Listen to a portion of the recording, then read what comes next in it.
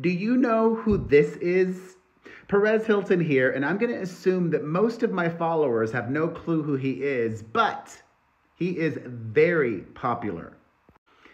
I'm going to guess maybe you don't know who Andrew Tate is either, although Andrew Tate has made a lot of headlines over the last 12 months.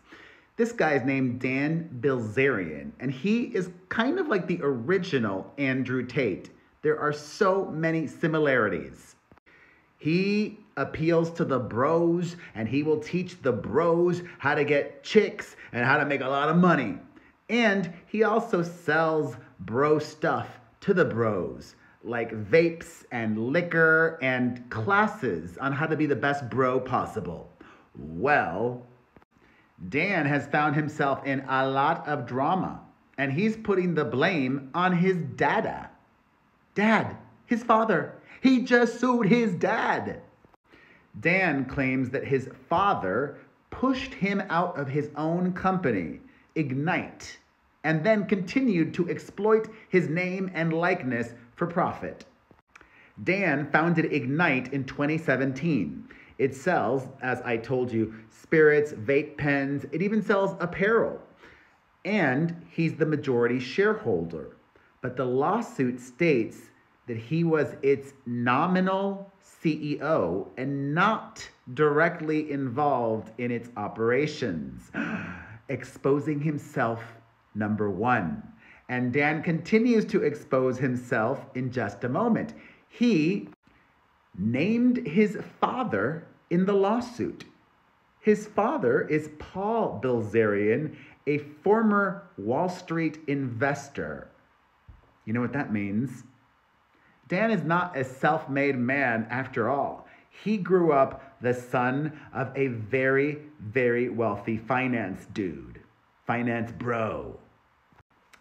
Dan also named Ignite International Brands former Ignite CEO Scott Rohleder and Ignite's new chief, Rupi Dwadar, in the lawsuit.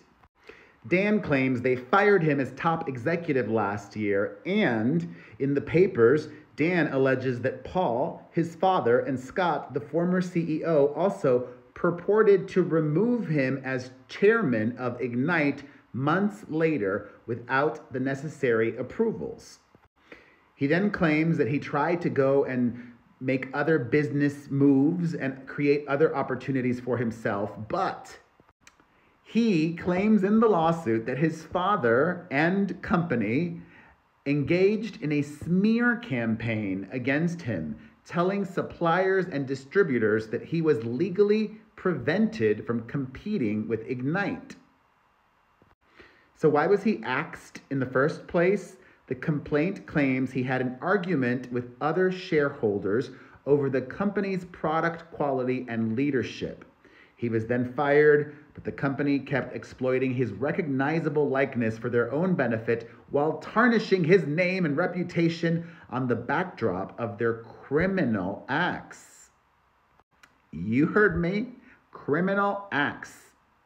Dan claims that his dad and Scott are criminals who were recently indicted by a federal grand jury. Rupi, the new CEO, his main role is to carry out their orders according to the lawsuit. And not only did he expose himself, he exposed his dad.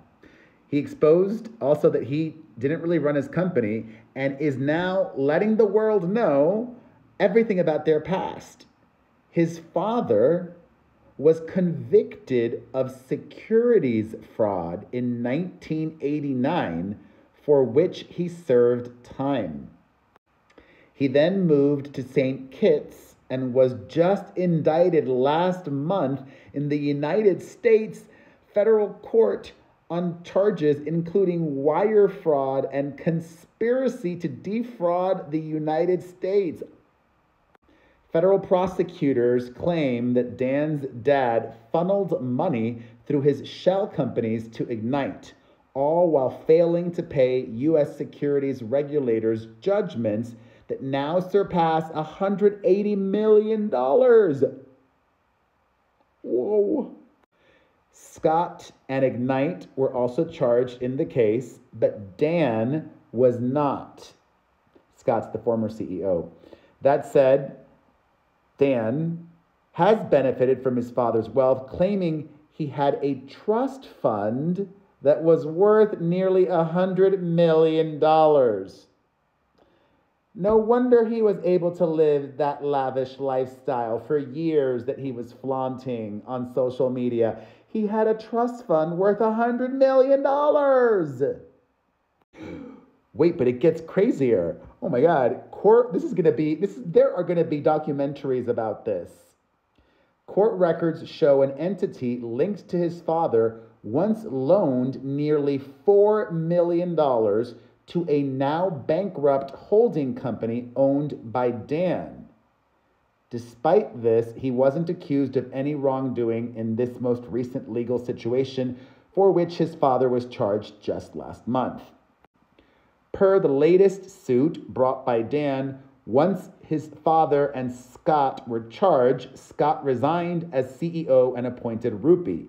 Dan is now seeking $50 million in damages.